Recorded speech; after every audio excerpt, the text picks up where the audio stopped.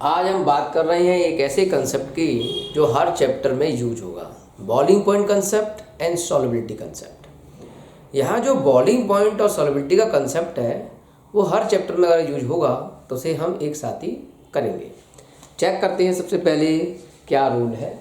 हमारे पास कंसेप्ट है solubility and boiling point concept for organic chemistry. ठीक है, तो पहला पॉइंट जो आपको देखना है, सबसे पहला पॉइंट वाइज चलना है आपको। सबसे पहले आप चेक करो कोई कंपाउंड एरोमेटिक तो नहीं है। अगर कोई एरोमेटिक कंपाउंड है तो उसके दो फैक्टर होंगे। ये बॉइलिंग पॉइंट को तो इंक्रीज करेगा, लेकिन ये हाइड्रोफोबिक नेचर होने की वजह से, हाइड्रोफोबिक नेचर होने की वजह से सॉल्युबिलिटी को सबसे कम कर देगा, सॉल्युबिलिटी को सबसे लेस कर देगा, वेरी लेस। तो एरोमेटिक जहां आएगा वहां बॉइलिंग पॉइंट तो बहुत ज्यादा बढ़ेगा, लेकिन सॉल्युबिलिटी सबसे कम मानी जाएगी। Point number 2, hydrogen bonding. Hydrogen bonding आती है कहीं तो बॉइलिंग पॉइंट को भी ये बढ़ाएगा और ये सॉल्युबिलिटी को भी बढ़ाएगा।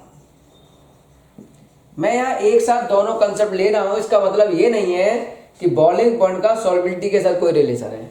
इन दोनों का रिलेशन हम इसके साथ दिख रहे हैं।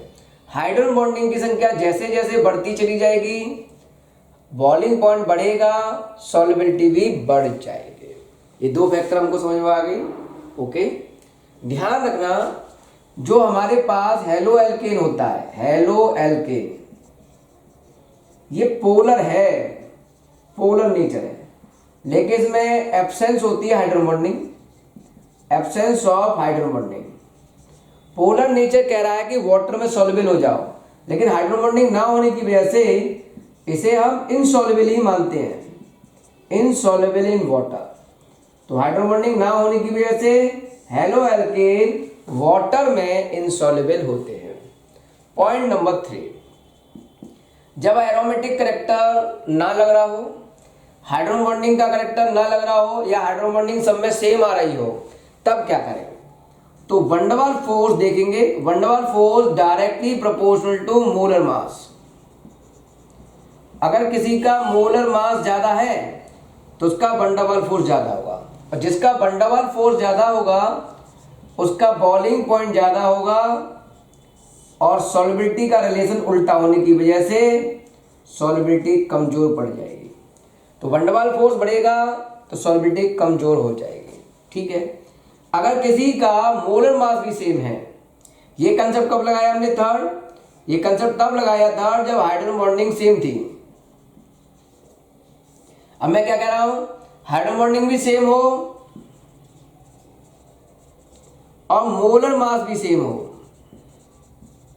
ये दोनों फैक्टर सेम होंगे, तब आप चेक करोगे ब्रांच। ब्रांच जितनी ज्यादा होगी वंडरवाल फोर्स उतना ही कम माना जाएगा। जैसे जैसे ब्रांच बढ़ेंगी मॉलिक्यूल स्फेरिकल हो जाता है, वंडरवाल फोर्स कम हो जाएगा। वंडरवाल फोर्स के डायरेक्टली प्रोपोर्शनल होता है बॉइलिंग पॉइंट। जब वंडरवाल फोर्स कम होगा तो बॉइलिंग पॉइंट कम होगा, और वंडरवाल फोर्स के इनवर्स होता है सॉल्युबिलिटी। हम दोनों का कोई रिलेशन नहीं है, हम इसकी बात कर रहे हैं, इससे कंपेयरिंग कर रहे हैं। जब ये घटेगा तो सॉल्युबिलिटी इंक्रीज हो जाएगी। तो ये था कंसेप्ट। अब इसको डिटेल में हम एग्जाम्पल के थ्रू समझेंगे कि क्या सॉल्युबिलिटी का कंसेप्ट है, क्या बॉइलिंग पॉइंट का कंसेप्ट है। तो ये मैं रफ कर देता हूं। कंसेप्ट को ध्यान रखना, उसके बेस पर हम कुछ पॉइंट समझाएंगे, वो पॉइंट हमको समझने होंगे। जैसे मान के चलो हमारे पास एक क्वेश्चन है CH3OH, CH3CH2OH अल्कोहल, और C6H5 बेंजीन का करैक्टर आ गया, और ये हमने लिख दिया CH2OH। तो सबसे पहला पॉइंट, ये बेंजीन है, एरोमेटिक है।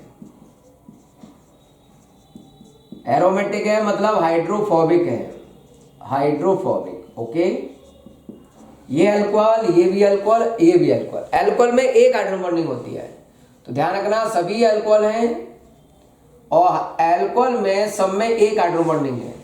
तो पहला पॉइंट, हाइड्रोजन बॉन्डिंग का जो कंसेप्ट है वो सेम आ रहा है सब में, ठीक है। हमें मान लो बॉइलिंग पॉइंट का ऑर्डर चाहिए, तो हम क्या कहेंगे, सबसे पहले एरोमेटिक कैरेक्टर देखो, एरोमेटिक कैरेक्टर आएगा तो बॉइलिंग पॉइंट बढ़ जाएगा, ये 1 है, ये 2 है, ये 3 है, तो सबसे बढ़िया बॉइलिंग पॉइंट 3 का इसका। इन दोनों में हम बात करें तो हाइड्रोजन बॉन्डिंग सेम है, तो हम चेक करेंगे वन डबल फोर्स पर। Van double force directly proportional to molar mass, molar mass ज्यादा होगा, वन डबल फोर्स ज्यादा होगा, directly proportional to boiling point, तो बॉइलिंग पॉइंट भी ज्यादा होगा। अब इन दोनों में मोलर मास इसका ज्यादा है, इसका मोलर मास ज्यादा है। जब मोलर मास ज्यादा होगा तो बॉइलिंग पॉइंट भी इसका ही ज्यादा होगा। तो पहले थर्ड, फिर सेकेंड, फिर फर्स्ट, ये तो हो गया बॉइलिंग पॉइंट का ऑर्डर। अगर हम इसमें बात करते हैं सॉल्युबिलिटी की, सॉल्युबिलिटी ऑर्डर की, तो देखो इन दोनों में अगर हम सॉल्युबिलिटी के कंसेप्ट की बात करें तो one double force directly proportional to molar mass और inversely proportional to solubility. Molar mass ज्यादा होगा, जैसे इसका ज्यादा है तो वन डबल फोर्स बढ़ेगा और सॉल्युबिलिटी घट जाएगी। तो इसकी सॉल्युबिलिटी कम होगी, इसकी सॉल्युबिलिटी ज्यादा होगी। तो सबसे ज्यादा सॉल्युबिलिटी होगी इसकी 1 की, उसके बाद 2 की। हम इसकी बात करें तो ये तो एरोमेटिक है, एरोमेटिक मतलब लेस सॉल्युबल, एरोमेटिक मतलब हाइड्रोफोबिक, लेस सॉल्युबल, तो सबसे बेकार हो जाएगा 3। तो ये हो गया सॉल्युबिलिटी का ऑर्डर, ठीक है। अब हम बात करते हैं इसमें थोड़ा और आगे, कंसेप्ट समझा रहा हूं अच्छी तरह समझना, फिर एग्जाम्पल क्वेश्चन भी सीखेंगे, थोड़ा और आगे समझते हैं। मान लो हमारे पास कोई एमीन का केस है, किसका केस है, एमीन का केस। मैं यहाँ बॉइलिंग पॉइंट, मेल्टिंग पॉइंट का जो कंसेप्ट है, सॉल्युबिलिटी का जो कंसेप्ट है, वो हर चैप्टर के लिए एप्लीकेबल होगा। मान लो हमारे पास एमीन का केस है और हमें दे रखी है C6H5NH2, ये एमीन है। ये लिख दिया मैंने C6, यहाँ लिख देता हूँ CH2NH2, यहाँ लिख दिया हमने CH2 का होल ट्वाइस NH, ठीक है। यहाँ लिख दिया हमने CH2 का होल थ्राइस N। इस तरह से एमीन का करैक्टर लिख दिया। अब हमको बात करनी है यहाँ बॉइलिंग पॉइंट की और सॉल्युबिलिटी की। तो सबसे पहले आप बात करते हैं कि इनमें कोई एरोमेटिक तो नहीं है, तो हमने कहा this is the aromatic component, ये एरोमेटिक कंपोनेंट है, इस कंपाउंड का नाम है एनिलीन, ठीक है। यहां हमको देखना है बॉइलिंग पॉइंट का कंसेप्ट। एमीन के केस में केवल हाइड्रोजन बॉन्डिंग का कंसेप्ट लगता है, मोलर मास या ब्रांच का कंसेप्ट नहीं लगाते, इसका कंसेप्ट नहीं लगता, केवल हाइड्रोजन बॉन्डिंग के बेस पर हम देखते हैं। देखो इस नाइट्रोजन से 2 हाइड्रोजन जुड़े हैं, इस नाइट्रोजन से 2 हाइड्रोजन जुड़े हैं तो यहां 2 हाइड्रोजन बॉन्डिंग होगी। इस नाइट्रोजन से एक H जुड़ा है तो यहाँ 1 हाइड्रोजन बॉन्डिंग होगी। इस नाइट्रोजन पर H नहीं जुड़ा है तो यहाँ हाइड्रोजन बॉन्डिंग है ही नहीं, और ये हाइड्रोजन बॉन्डिंग 2 शो कर रहा है लेकिन एरोमेटिक है। तो सबसे बढ़िया बॉइलिंग पॉइंट होता है एरोमेटिक का, तो सबसे बढ़िया फर्स्ट, ये फर्स्ट, ये सेकेंड, ये थर्ड, ये फोर्थ, सबसे बढ़िया फर्स्ट। उसके बाद इसमें 2 हाइड्रोजन बॉन्डिंग है तो सेकेंड, फिर 1 हाइड्रोजन बॉन्डिंग थर्ड, और इसमें हाइड्रोजन बॉन्डिंग नहीं तो फोर्थ।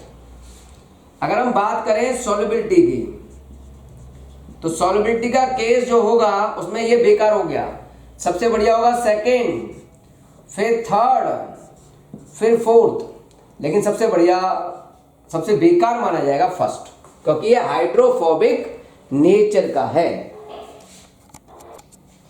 अगला कंसेप्ट समझते हैं।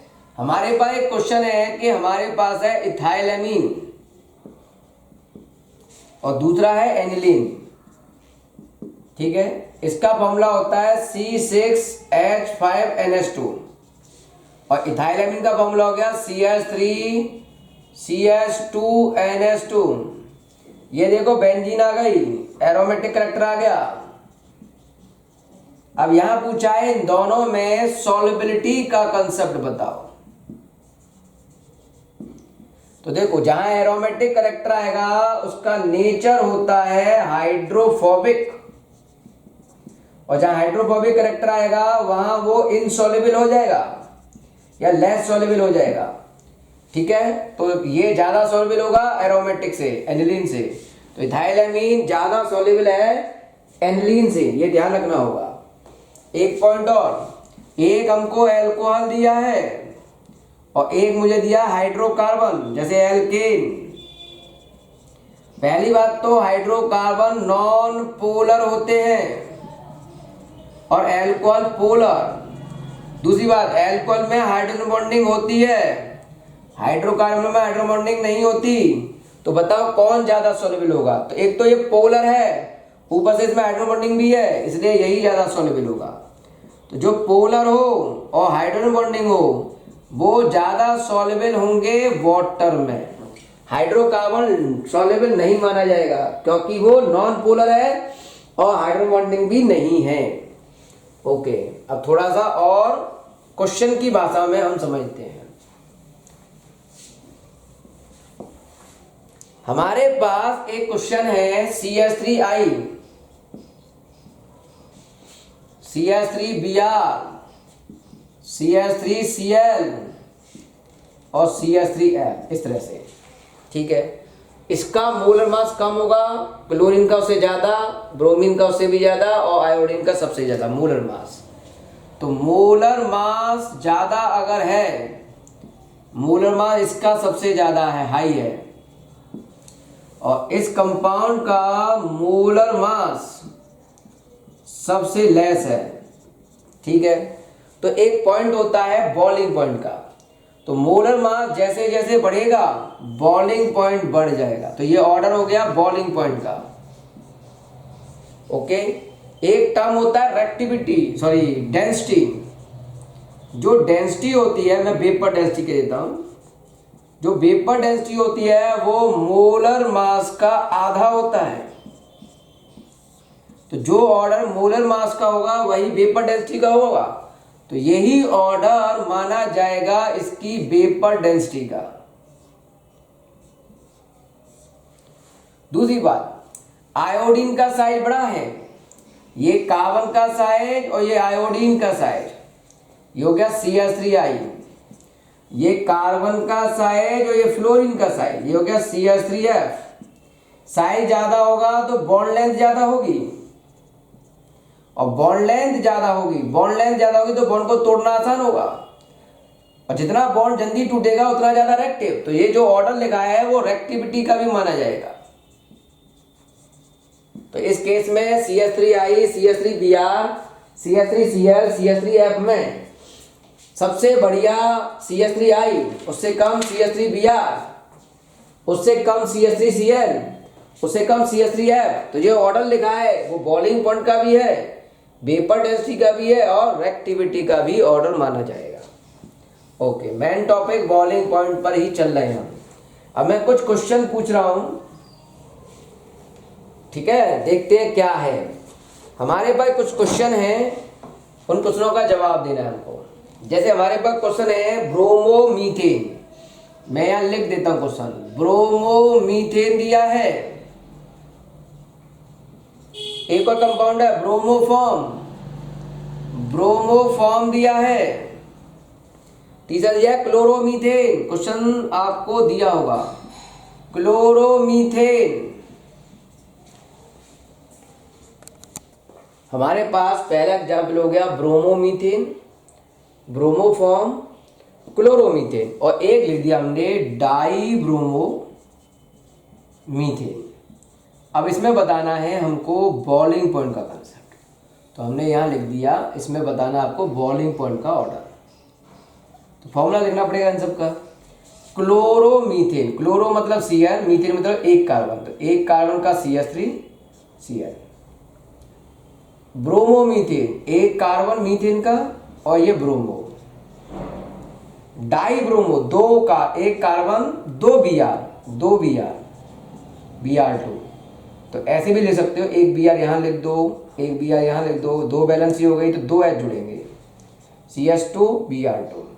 ब्रोमोफॉर्म जैसे क्लोरोफॉर्म होता है ऐसे ही ब्रोमोफॉर्म होता है, इसका फॉर्मूला होता है CHBr3। देखो ये Br है, ये भी Br है, ये भी Br है और ये Cl है। तो पहला पॉइंट सबसे ज़्यादा बॉइलिंग पॉइंट होता है Ri का, फिर Rbr का, देन RCl। तो यहाँ से अगर चेक करें इन दोनों से तो Br ज़्यादा अच्छा होगा Cl से, Cl बेकार हो गया। अब इन तीनों में देखें तो जैसे जैसे मोलर मास बढ़ेगा, जैसे जैसे मोलर मास बढ़ेगा वन डबल फोर्स बढ़ेगा और बॉइलिंग पॉइंट भी बढ़ जाएगा। देखो इसमें दो Br है, इसमें एक है, इसमें तीन है। नंबर डाल देता हूँ 1 2 3 और 4। सबसे ज़्यादा Br है यहाँ, तो इसका मोलर मास सबसे ज़्यादा, तो इसी का बॉइलिंग पॉइंट सबसे ज़्यादा होगा, तो ये सेकंड का बॉइलिंग पॉइंट सबसे ज़्यादा। फिर इसमें दो Br है, फोर्थ हो गया। उसके बाद इसमें एक Br है, फर्स्ट हो गया। और सबसे पीछे Cl इसलिए क्योंकि यहाँ Cl सबसे पीछे रहा। तो ऑर्डर ऑफ बॉइलिंग पॉइंट हो जाएगा सबसे बढ़िया ब्रोमोफॉर्म का, उसके बाद डाइब्रोमोमीथेन, फिर ब्रोमोमीथेन और सबसे बाद में क्लोरोमीथेन। ये कंसेप्ट हमारा आया। एक और एग्जाम्पल देखते हैं। क्वेश्चन की भाषा में कंसेप्ट समझा रहा हूँ, अब थोड़ा ध्यान से समझना। हमारे पास है 1 क्लोरोप्रोपेन, 1 क्लोरोप्रोपेन, पहला एग्जाम्पल है 1 क्लोरोप्रोपेन। दूसरा है क्वेश्चन है बेटा ये आइसोप्रोपिल क्लोराइड, आइसोप्रोपाइल क्लोराइड। तीसरा है 1 क्लोरोब्यूटेन, 1 क्लोरोब्यूटेन। ये तीन एग्जाम्पल हमको दिए हैं और कह रहा है इनके कंसेप्ट को समझाओ। प्रोपेन मतलब 3 कार्बन, तो 1 2 3, 3 कार्बन हो गए। क्लोरो मतलब Cl, तो ये हो गया 1 क्लोरोप्रोपेन। ठीक है। आइसोप्रोपाइल कहती हैं एक CH पर, आइसोप्रोपाइल का मतलब समझो एक CH पर दो CH3 जुड़े हों, तो इस कंसेप्ट को बोलते हैं आइसो। और ये हो गया प्रोपाइल, 3 कार्बन हो गए। और क्लोराइड मतलब Cl। क्लोरोब्यूटेन, ब्यूटेन मतलब 4 कार्बन और क्लोरो मतलब Cl। ये हो गया इस तरह से अरेंजमेंट। अब देखो इसमें 3 कार्बन है, इसमें 3 कार्बन है, तो हम दोनों के 3 कार्बन है और इस वाले में 4 कार्बन। तो 4 कार्बन का मोलर मास ज्यादा होगा, तो सबसे बढ़िया हो गया क्लोरोब्यूटेन का। थर्ड का सबसे बढ़िया हो गया क्योंकि इसका मोलर मास सबसे ज्यादा है। इन दोनों का मोलर मास सेम है, इन दोनों का मोलर मास सेम है, तो हमको चेक करनी होगी ब्रांच। इसमें देखो ये ब्रांच आ रही है, इसमें आ गई ब्रांच।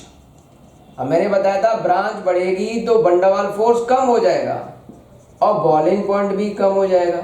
तो इसका बॉइलिंग पॉइंट कम होगा ऊपर वाले के ज्यादा, सबसे ज्यादा फोर्थ वाले का, उसके बाद फर्स्ट वाले का हो गया, मतलब ये थर्ड वाला सबसे बढ़िया हो गया, फिर इन दोनों में फर्स्ट और फिर सेकंड।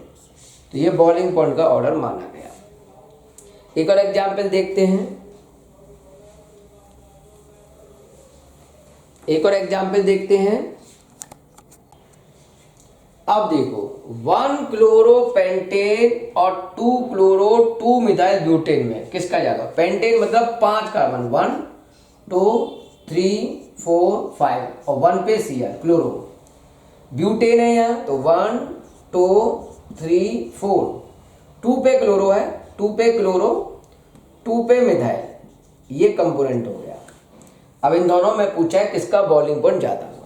यहाँ टोटल कार्बन 5 है, यहाँ 1 2 3 4 5, दोनों में कार्बन की संख्या 5 है। 5 कार्बन मतलब मोलर मास सेम है, मोलर मास दोनों का सेम है, दोनों का मोलर मास सेम हो गया। ओके, अब किसका बॉइलिंग पॉइंट ज्यादा होगा?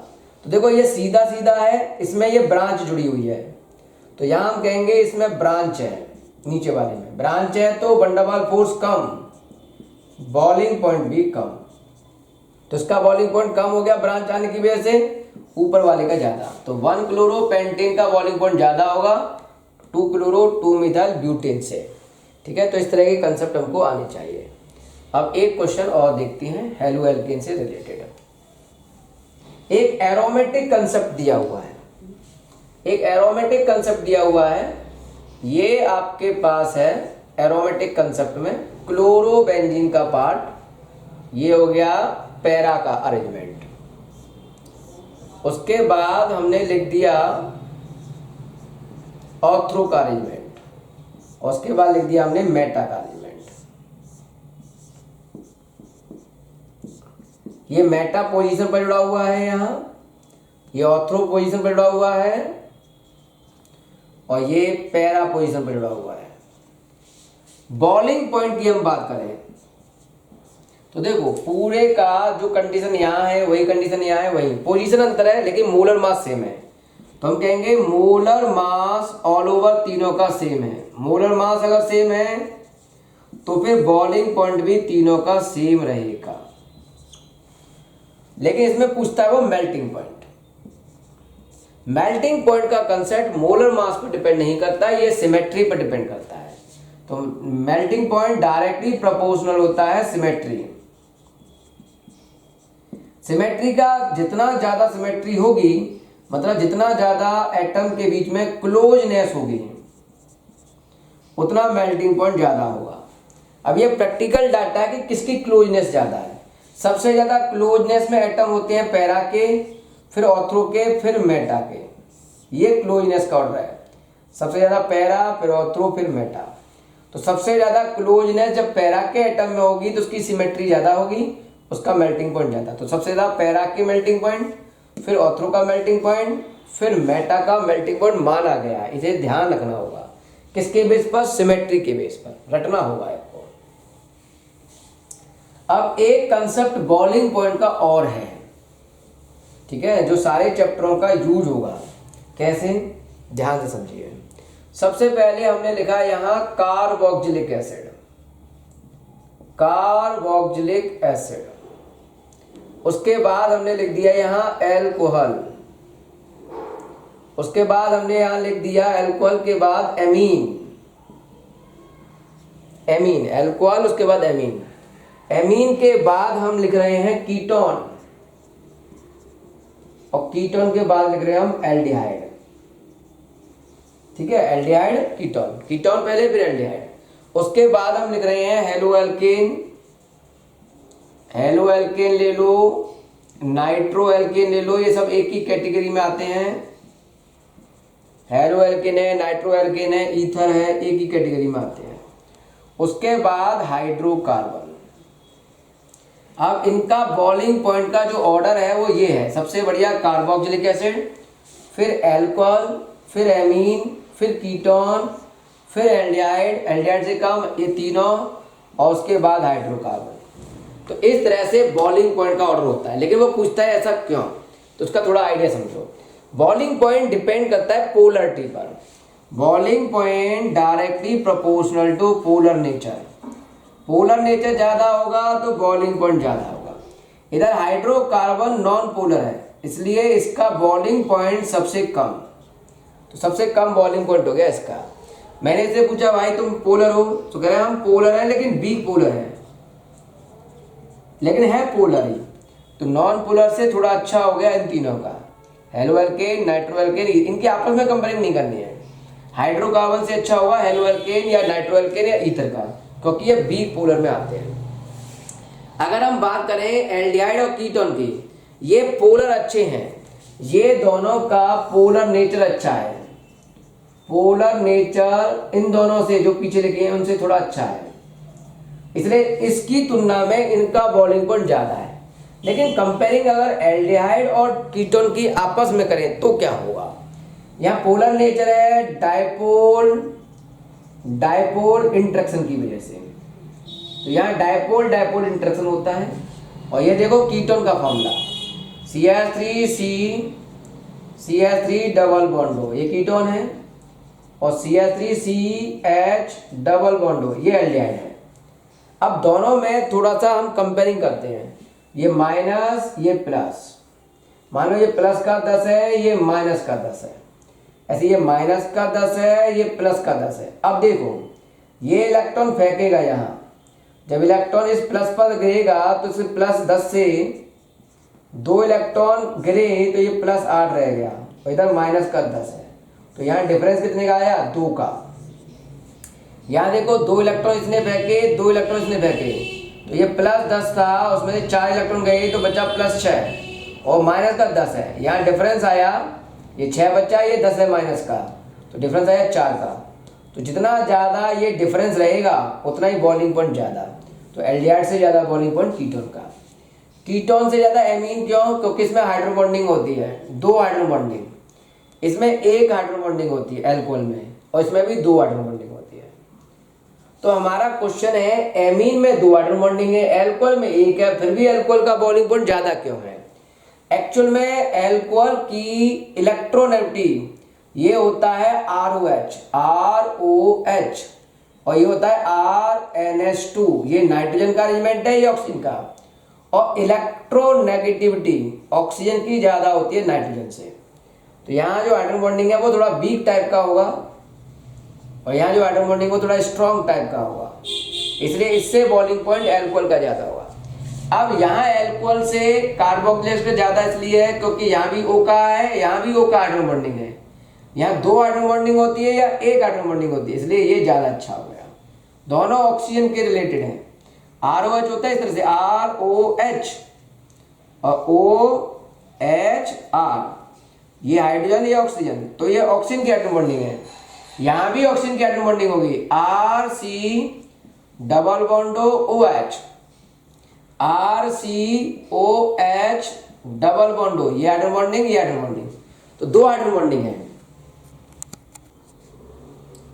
डायपोल मूवमेंट में कुछ क्वेश्चंस हम बता रहे हैं डायपोल मूवमेंट के, ये बहुत डिटेल में हम पढ़ते हैं केमिकल बॉन्डिंग में। डायपोल मूवमेंट के क्या कंसेप्ट हो सकते हैं, 1-2 क्वेश्चन के थ्रू समझते हैं। पहला पॉइंट, डायपोल मूवमेंट डायग्राम के नेचर पर भी डिपेंड करता है। जैसे हमारे पास है CH2Cl2, एक क्वेश्चन है CH2Cl2 और CH3 और CCl4 का डायपोल मूवमेंट कंपेयरिंग करो, तो हम यहाँ कार्बन का जो स्ट्रक्चर बनाएंगे इसका, वो कैसे है? इसका जो प्रैक्टिकल स्ट्रक्चर वो ऐसे होता है, ये H, ये दोनों H एक तरफ, ये दोनों Cl एक तरफ, ओके। CH3 में आसान है, 3 क्लोरीन है, 2 अपोजिट हो जाएंगी, 1 क्लोरीन इधर रख दिया तो 1 H इधर आ जाएगा, ठीक है। CCl4 का जो अरेंजमेंट है वो इस तरह से हो जाएगा, 1 Cl ऊपर, 1 नीचे, अपोजिट हो गई, 1 सामने, 1 यहाँ अपोजिट हो। तो देखो यहाँ तो आसान है, इलेक्ट्रोनेगेटिविटी ज्यादा है क्लोरीन की, dipole movement directly proportional to electronegativity. अब इसकी इलेक्ट्रोनेगेटिविटी ज्यादा है तो इसका डायपोल मूवमेंट इधर होगा, इसका इधर, दोनों का अपोजिट हो गया बॉन्ड, तो ये कैंसिल हो गए, कार्बन से Cl की तरफ, कार्बन से Cl की तरफ, दोनों कैंसिल हो गए, तो डायपोल मूवमेंट μ=0, मतलब ये नॉन पोलर है, ठीक है। इसका डायपोल मूवमेंट 0 है, सिमेट्रिकल नेचर, तो हमने कहा इसका मॉलिक्यूल सिमेट्रिकल है, सिमेट्रिकल मॉलिक्यूल है, डायपोल मूवमेंट कैंसिल हो गया, ठीक है। अगर हम बात करते हैं यहाँ, तो देखो H से ज्यादा इलेक्ट्रोनेगेटिव कार्बन के और HS से ज्यादा इलेक्ट्रोनेगेटिव कार्बन के, इन दोनों का डायपोल मूवमेंट ऐसे आके ऐसे जुड़ गया, तो मान लो इसका डायपोल मूवमेंट ऐसे गया H के द्वारा, ये H के द्वारा डायपोल मूवमेंट हो गया।